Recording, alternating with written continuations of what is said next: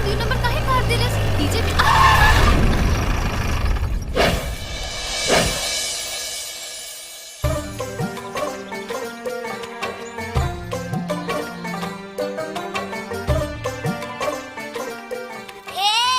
ठोक दे बका। हाँ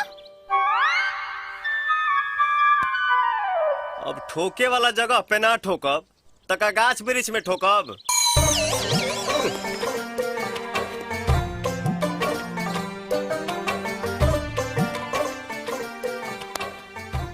केहू के नजर ना लग जाए।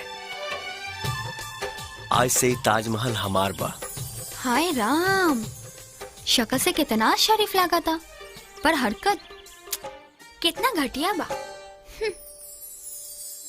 गौर से देख ली, अपने पे दिल आ गइल बा और जौने चीज पे हमार दिल आ जाला ओके हासिल कइल हमार शौक है। अच्छा तो चांद तोड़ के ले आदा, तोहरा पे हम कुर्बान हो जाए। लगा था बिना लाइसेंस के गाड़ी चलाता, पुलिस में कंप्लेंट कर दिया तो सारी एकरी बार आ जाए।